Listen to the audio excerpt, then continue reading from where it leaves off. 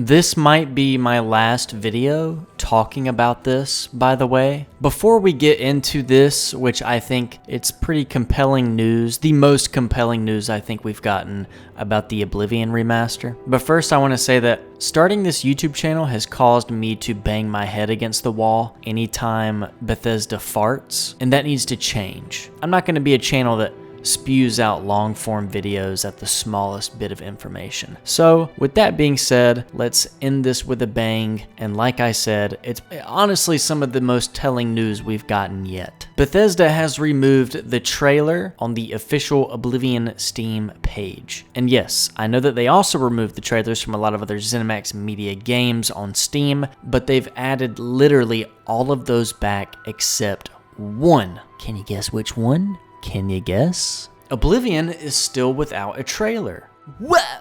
This is probably, as silly as it sounds, I'll explain it later, this is probably the most concrete piece of news that we've received, besides maybe the court documents that released a long time ago. So let me clear the air on why this might be good news. I know it sounds like I'm grasping for air. Let me explain. Developers only remove trailers like this for a handful of reasons. So let's go over some of those reasons. I got 4 of the main reasons, just 4. The first reason, and the most obvious reason for this situation, is for a major update or overhaul. I guess the best example off the top of my head would be No Man's Sky. Every time they have a major update, I mean, just check. They remove the current trailer from the Steam page and they will upload a new one reflecting things like recent changes or any content that they've implemented. This option makes the most sense to me. The second reason would be for a marketing refresh. This is also kind of a reason, I believe. They might be prepping for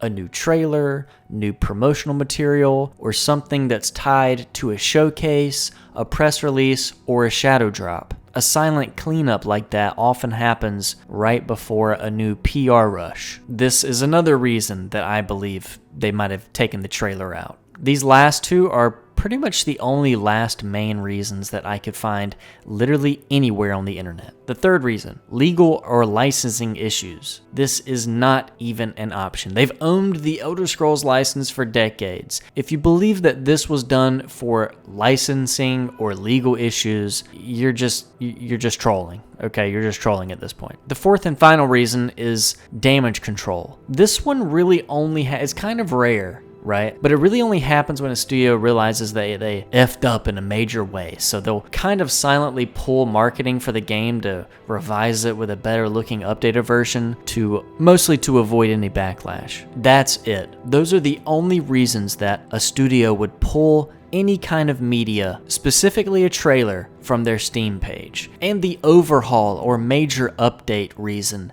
is the only one that makes sense in this case when you factor in all the rumors, the press release, and all the half-truth evidence that we've gotten, and it only makes sense that they're gearing up for a remaster.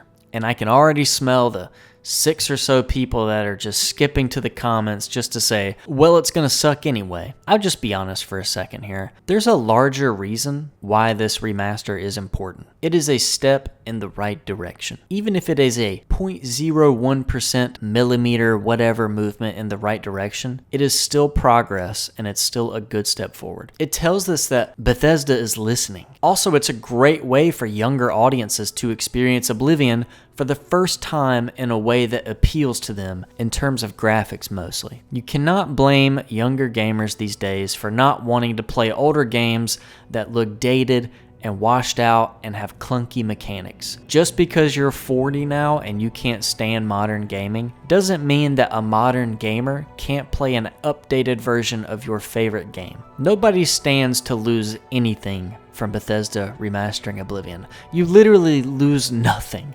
And I'm mostly just addressing these silly comments, man. If anything, everybody gains something, and that is that the game is being talked about decades after its release. This is an overall positive if it is true. And let's not forget, this just does not exist in a vacuum. This has been building for years. The rumors, they didn't just come out of nowhere, man. We had that NVIDIA leak back in like 2021, I think. That correctly predicted a whole list of titles that later came true. Do you remember that? Do you remember what came true?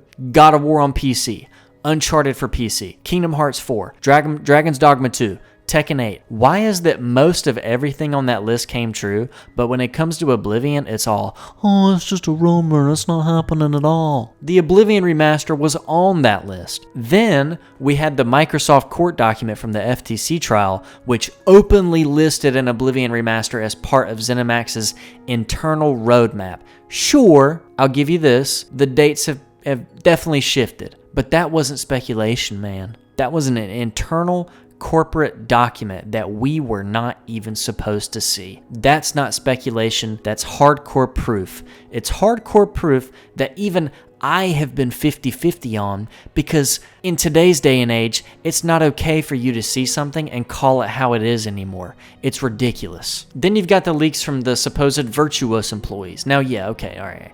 Anytime you hear anonymous dev leak, your first instinct should be skepticism. Not can be, that should be skepticism.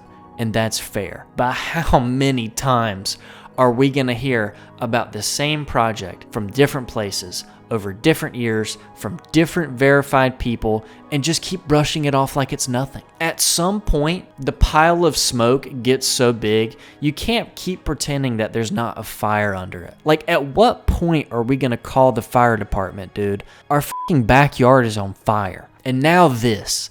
The great trailer vanishing act of 2025, Bethesda's best magic trick ever. Every other ZeniMax title had their trailers quietly removed for a hot second, and now they're all back, except one, Oblivion, still sitting there, still trailerless. It's the only title left in the dark. That's not an accident. That's not maintenance. That's not some quirky oversight. That's intention. That's coordination. That is a move, dude. You can see how I am debating not talking about this again until we get confirmation, because I have been on the internet way too much the last few weeks, okay? And I urge all of you, if you've made it this far in the video, do not, for your own sake, for your own mental health, please let this video serve as just an end all. Don't go on Reddit, awful place, terrible place. Don't go to Twitter. Don't look at Mr. freaking Matty Plays.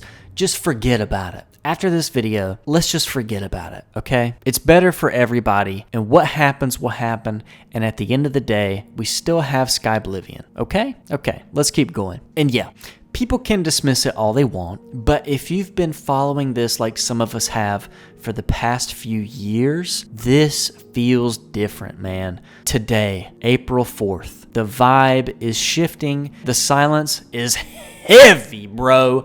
This is the loudest silence I've ever heard in my life. It's extremely easy for somebody who's only been following this for a week or two or a month at most. It's very easy for you to dismiss it. If you have not been researching this for over a year like some of us crazy people have, you really don't have a say unless you've heard what we've heard and seen what we've seen. The Oblivion community isn't crazy. We're just starving, okay? We're starving, and we've just been paying attention. And for the first time in a long time, it kind of feels like that attention might be paying off, or at least I hope so. This moment is important because Bethesda, for all the criticism it gets, it's starting to show signs of awareness. Whether they say something or not, like, they know the gold they are sitting on. And the choice to possibly reintroduce Oblivion to a modern audience, that's just not a business decision. That's a legacy decision. And like I said earlier, even if it is a millimeter of improvement, it's still improvement. Younger players get to see the magic that defined a whole generation. Old fans get to revisit Cyrodiil with fresh eyes. And the rest of the industry, they get a reminder that classic games do not have to be relics.